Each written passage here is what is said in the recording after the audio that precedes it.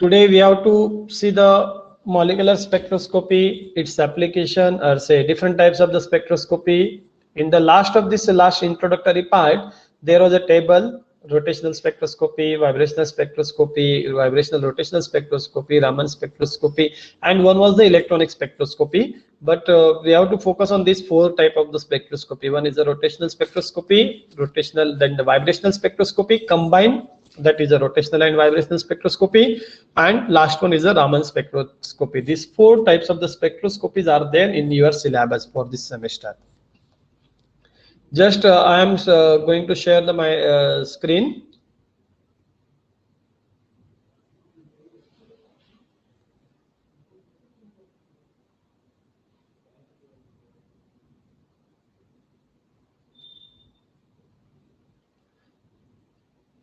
It is visible to you? Yes, sir. Okay, no problem. Dear students, Okay, in your notes and in your syllabus, the first question is like that: what are the polar and the non-polar molecules? Give the example of each. See, the polar molecule are such a molecule where the center of gravity of positive nuclei, does not coincide with the negative charge electron, and the resulting molecule is called as the polar molecule. Very simple. Take the example of this particular simple, that is a inorganic acid. HCl is there. In the HCl, you can see H plus and the Cl minus is there. Okay, you know, here we have to talk about the difference between the electronegativity. For this polar molecule, these have that particular, the atoms of these molecules have the different electronegativity. Means, see, when we talk about the HCl, you know, H plus and Cl minus. If you separate the charge, H is having the delta plus charge, and whereas the Cl is having the minus delta charge. In these two atoms, you know, hydrogen is the more electropositive, whereas Cl is the more electronegative. Why it is so? How we can differentiate between the electronegativity? कि hydrogen को ज्यादा more electropositive क्यों कहा जाता है और chlorine को more electronegative क्यों कहा जाता है? How we decide the electronegativity? Anybody can tell? कोई बता सकता है कि इलेक्ट्रोनेगेटिविटी का पैरामीटर क्या है? कि बाबा जैसे कि HCl एग्जांपल है, इस HCl में H प्लस हाईली इलेक्ट्रोपॉजिटिव क्यों है और Cl हाईली इलेक्ट्रोनेगेटिव क्यों है? Please Tanzeel, Taskeen. On the basis of donation and acception of the electrons. Yes, exact, very right, very true. See, what is there, which parameter we are considering over here? You know, Cl, in the outermost shell of the chlorine atom, there are how many electrons total? What is the atomic number of the chlorine? What is the atomic number of the chlorine? 17. 17. And if we talk about its electronic configuration, that means the 1s2, 2s2, 2p, 6. How many it is? 10, right? And remaining 7 are there. Means 3s, 2, and the 3p, 5. Right? Means to complete that octet, how many electrons it requires? 2 electrons. How many electron it requires? 1 electron only, beta. 7 are there, na? 3s2, 3p5. Right? 1 electron is required. Means, अभी देखो, octet complete करना है या vacant करना है? मतलब half filled तो रहना है या full filled रहना है या zero करना है? तो उसके वजह से उसको क्या होता है? Stability मिलती है. बराबर है? अगर क्लोरीन को स्टेबल होना है तो what chlorine will do? Chlorine will simply accept the 1 electron to complete the octet. समझा? And it is very difficult to donate this electron. वो क्या कर सकता है? 3 इलेक्ट्रॉन डोनेट करने का उसको हेवी हो जाएगा ना. मतलब अगर हाफ फिल्ड करना है उसको, मतलब कैसे ऑक्टेट अगर कंप्लीट होने को आया और 1 इलेक्ट्रॉन की जरूरत है, वो 7 इलेक्ट्रॉन क्यों देगा? वो क्या करेगा, it will accept the one electron. And hydrogen के लिए अच्छा है कि हाइड्रोजन को स्टेबल होना है तो एक इलेक्ट्रॉन जो उसके पास है वो दे देगा और वो स्टेबल हो जाएगा। तो इसलिए hydrogen is the more electropositive as compare to the chlorine. समझा, इलेक्ट्रॉन लेन देन के ऊपर उसका क्या है, इलेक्ट्रोनेगेटिविटी डिपेंड है। जो जितना मतलब इलेक्ट्रॉन डोनेट करेगा वो हाईली इलेक्ट्रोपॉजिटिव रहेगा, और जितना एक्सेप्ट स्ट्रांगली एक्सेप्ट करेगा इलेक्ट्रॉन वो क्या रहेगा, highly electronegative. That you have to remember. Then we have to talk about the non-polar molecule. Okay, for the non-polar molecule the definition is again the same. The molecule in which the center of gravity of the positive nuclei coincide with the negative charge electrons, and resulting molecule is called as the non-polar molecule. Abhi homonuclear diatomic molecules are the example for this particular non-polar molecule, that is a hydrogen gas, chlorine gas, iodine gas, etc. These atoms of the molecules have the same electronegativity because both the atoms are the same, having their electronegativity same. This is about the polar and non-polar molecule. इसके ऊपर पूरा spectroscopy depend है. Okay, on the basis of this polarity, you can talk about the spectroscopy, that is the molecular spectroscopy especially. We will just see what is the dipole moment and what is the dBi.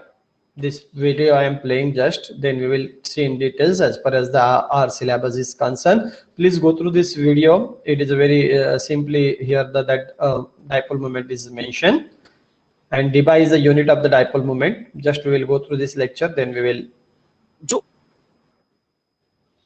see the actual part.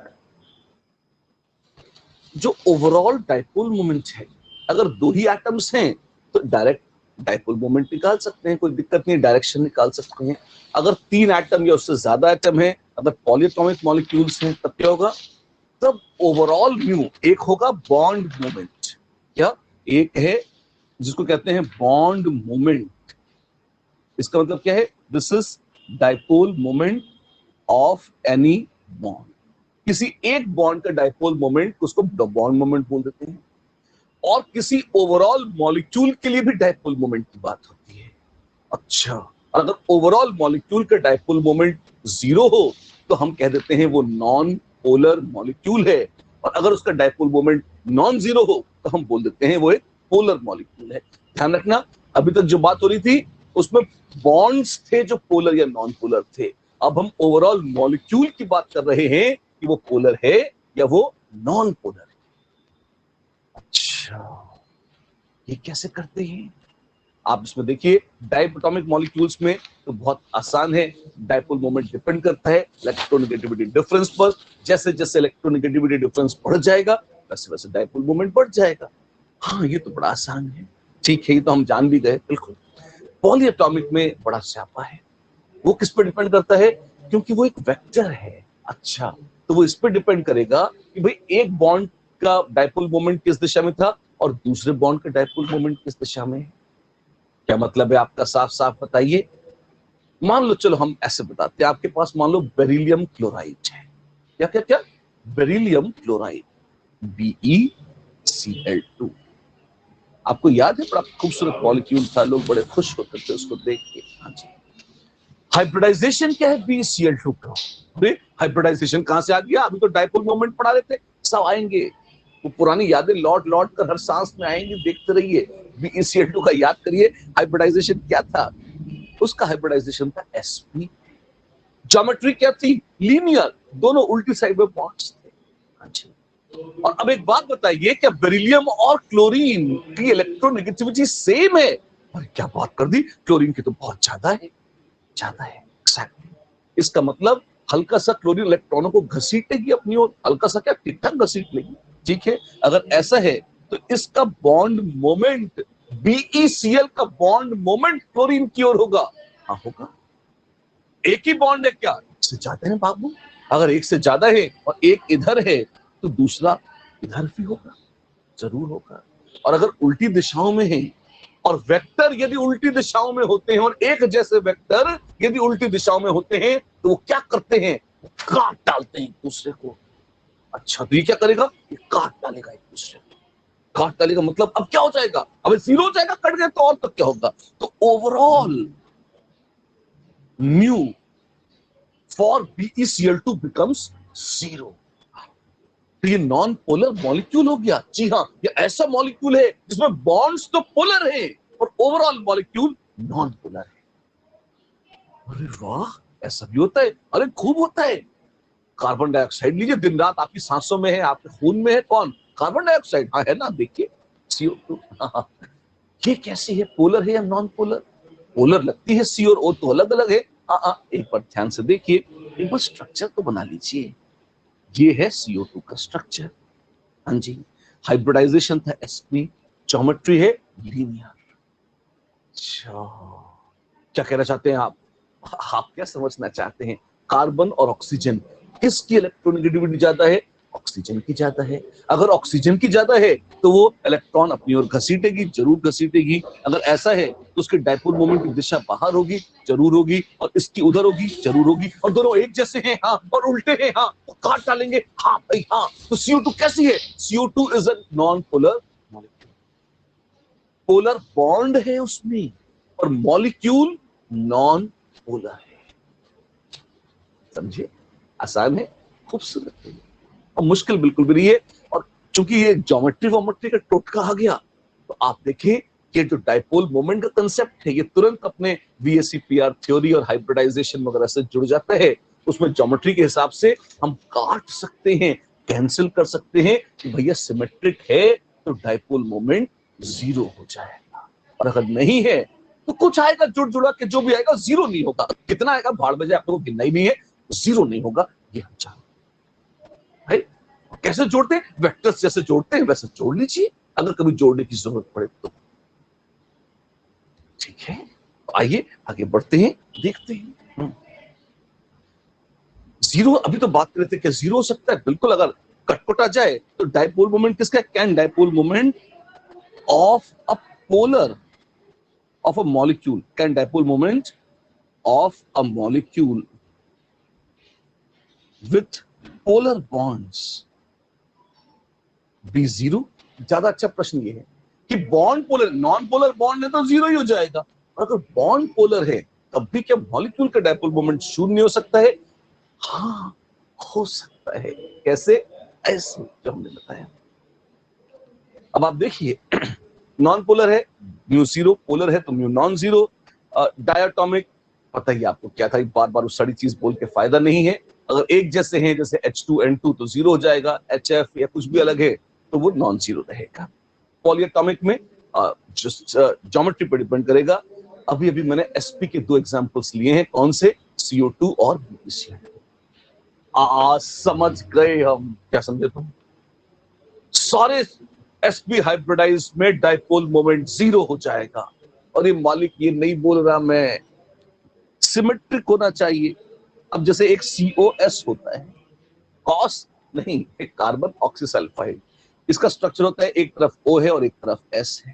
हाँ जी, तो क्या इसमें dipole moment है? Please note कि इसमें भी dipole तो है, एक CS है एक CO है, और CO अलग चीज है, CS अलग चीज है। आपको कैसे पता अलग है? अबे एटम अलग है तो अलग ही होगा, कभी सेम नहीं हो सकता। तो अब इसका क्या होगा? कैंसिल तो हो रहे हैं, कैंसिल हो रहे हैं, पर एग्जैक्टली कैंसिल नहीं हो रहे हैं।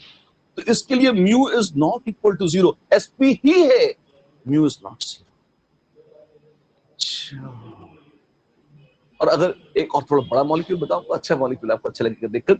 मान लीजिए आपके पास है कार्बन सब ऑक्साइड, बहुत जहरीला मॉलिक्यूल होता है और बड़ा अनस्टेबल होता है, C3O2, इसे कहते हैं कार्बन सब ऑक्साइड।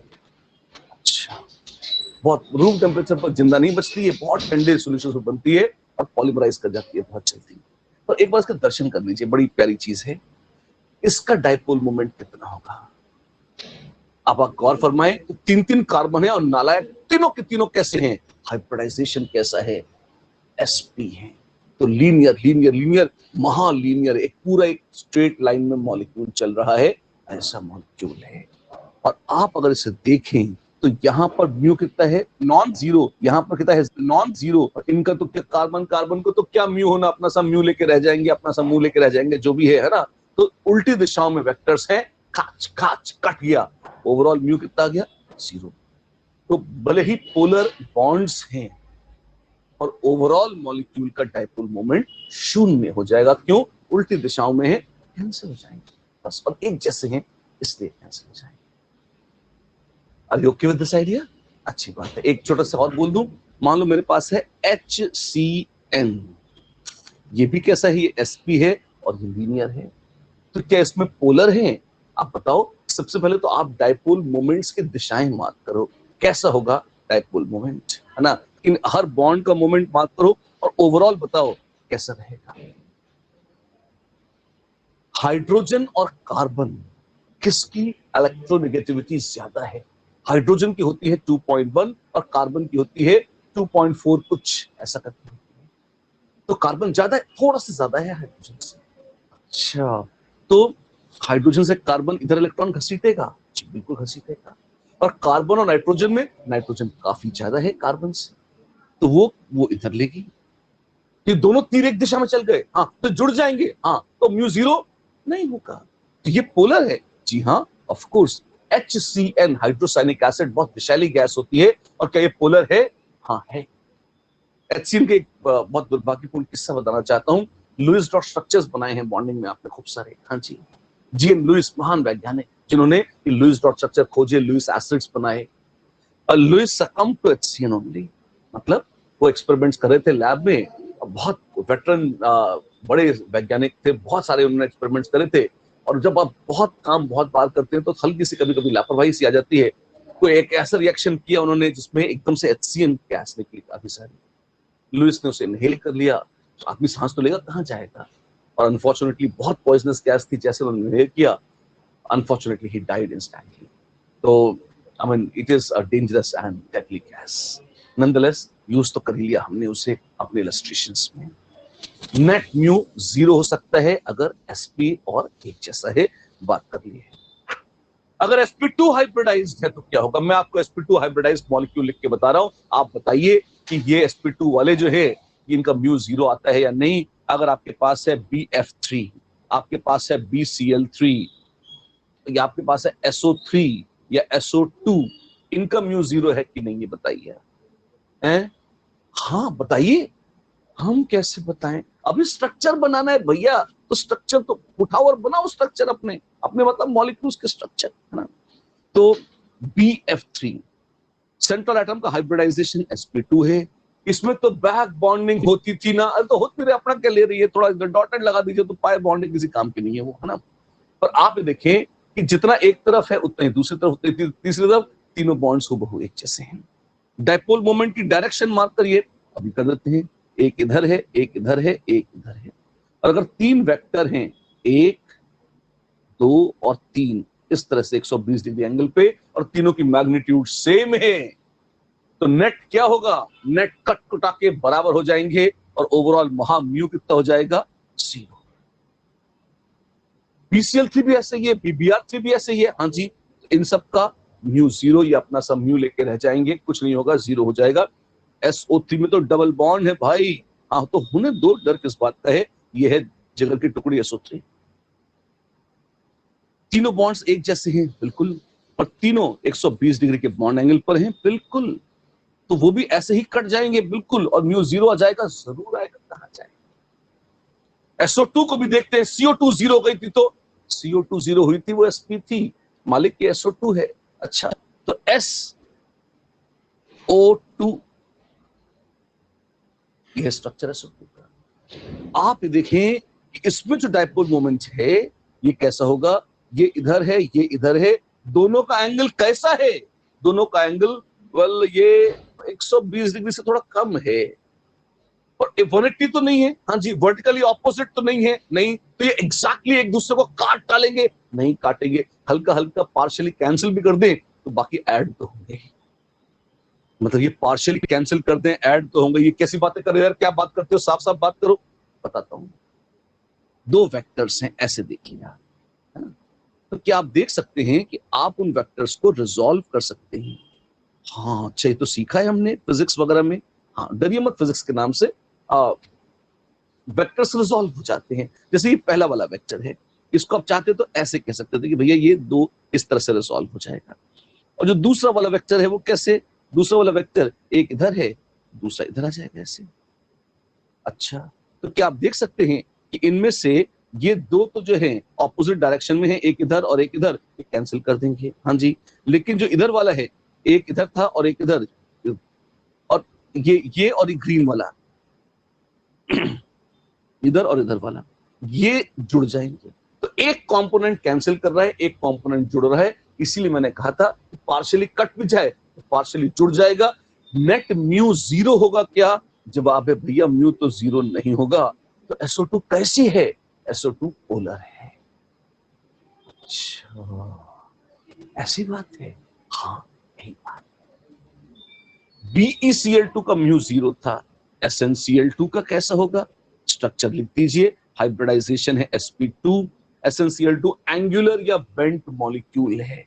हाँ जी, पोलर है क्या? जरूर है। Sn और Cl तो अलग अलग एटम्स हैं तो पोलर होंगे, एक इधर और एक इधर। क्या एग्जैक्टली कैंसिल हो रहे हैं? नहीं हो रहे। क्या इसका म्यू 0 होगा? जी नहीं, इसका म्यू 0 नहीं होगा। बात समझ में आई? ठीक है, ये sp2 के उदाहरण है।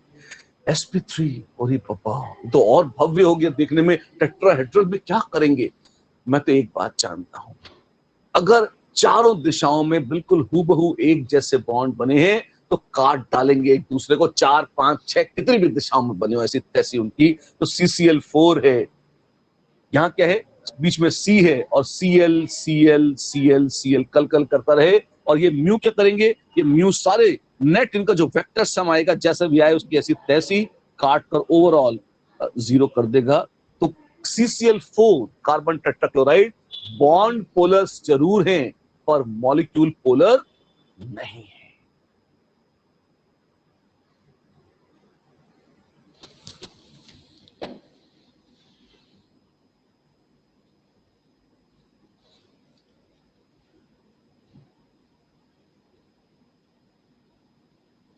Thank you.